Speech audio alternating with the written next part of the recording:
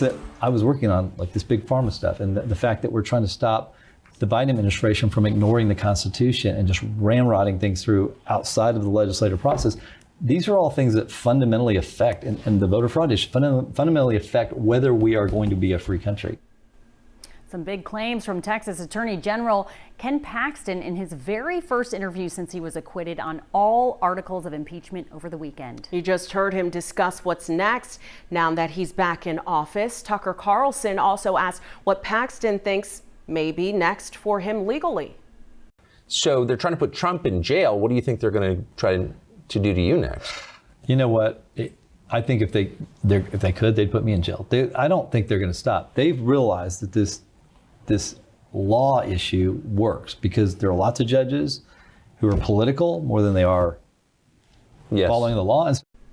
Paxton is expected to be back in a Houston courtroom, in fact, in October, where he faces 3 criminal charges for securities fraud. He is also the target of an FBI investigation.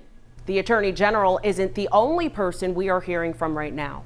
Victor Jacobo joins us live in the newsroom with more from Lieutenant Governor Dan Patrick. And Victor, Patrick acted as the presiding judge, we know, during this trial. So how did he feel about the process? Yeah, Lieutenant Governor Dan Patrick was very clear. He was not happy about how the House went about the impeachment, echoing many concerns Paxton's defense team raised during the trial. Now, Patrick said after the verdict, he felt it was important for him to appear fair and impartial throughout the trial.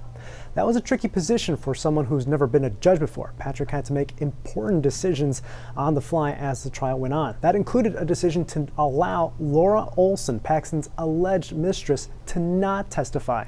Paxton was accused of helping political donor Nate Paul, and among the accusations was a belief that Paul helped arrange aspects of an extramarital affair between Paxton and Olson. But Patrick explained to our sister station in Dallas that Olson intended to take her Fifth Amendment right and not answer any questions.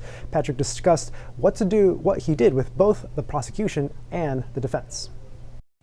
My theory is that the Paxton team didn't want her because maybe it looked bad. The House wasn't sure how the jury would respond to putting a woman up who's already said, I'm going to plead the fifth on every question. So I think both sides were happy with that outcome. But I want to be very clear. I didn't rule on the motion. I didn't stop her from testifying. Now, as for Patrick's other concerns about the impeachment process, he says he's calling for a constitutional amendment next legislative session that will require 2/3 of the House in order for it to pass. Again, hoping for it to happen the next time the legislature gets together later on. Steph. So many layers with this story. Okay, Victor Jacobo live for us in the newsroom this morning. Thank you so much.